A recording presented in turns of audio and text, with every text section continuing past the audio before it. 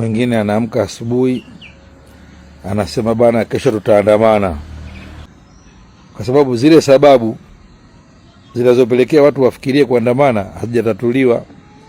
Tunatumia nguvu ndio kuzuia, lakini sababu zile hazijatatuliwa. Kwa unaweza kuona kwamba kumbe kuzuia haya maandamano ni kwa kutumia nguvu na rasilimali za nchi, lakini kukomesha hii hali ni jambo dogo tu la kukubaliana, kuangalia tatizo ni nini, litekelezwe, mambo yaende tu. Msanii mkongwe wa muziki wa Bongo Flava Afande Sele ametoa ushauri kwa serikali kushughulikia au kushughulika na mzizi wa tukio unaosababisha wananchi wadai kuandamana mara kwa mara na sio kutumia nguvu kubwa ya kuyazuia, kwa maana hii ni haki ya kikatiba ya wananchi. Afande Sele amesema endapo mzizi unaochochea watu kutaka kuandamana kama utatatuliwa, basi changamoto ya maandamano itaondoka kwenye nchi ya Tanzania.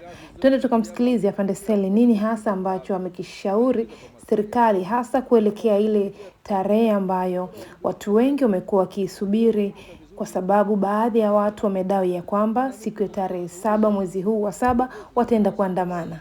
Tumsikilize Afande Sele. Mwingine anaamka asubuhi anasema bana, kesho tutaandamana, tarehe fulani tutaandamana, na kwa sababu ya kilichotokea Oktoba 29 taifa linalazimika kuwa na wasiwasi. Mamlaka lazima ziwe na wasiwasi, kwa sababu wasiwasi ndio akili. Vyombo vya dola vitakuwa huku, polisi, majeshi, ili kuona hicho kitu kinadhibitiwa. Hata kama mtu aliongea tu kijuhajua tu, lakini kwa nini inakuwa hivyo?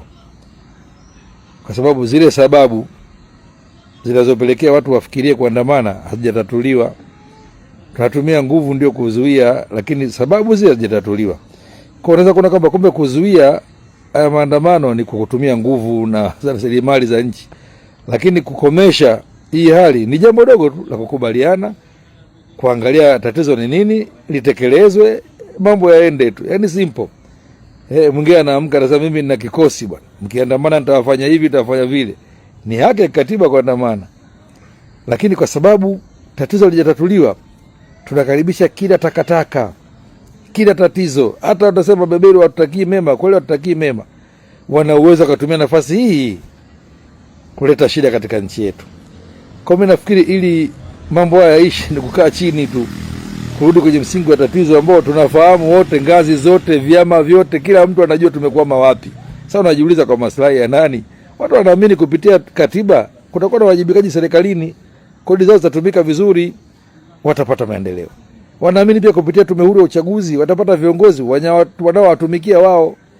Kama nimemchagua mbunge kwa sababu anajua nimemchagua mimi, atanitumikia mimi bungeni. Lakini kama mtu anaenda kijua kaenda kwa nguvu za chama, ndio matokeo yake leo wabunge kule niona wengi ni maboga tu. Wako wabunge smart wachache, na wengi ni maboga. Wanaongea mambo ya kukandamiza wananchi tu kwa sababu wajua hawajawachagua, watafanya nini? Kwa turudi kwenye mzizi bwana, hicho and simple tu.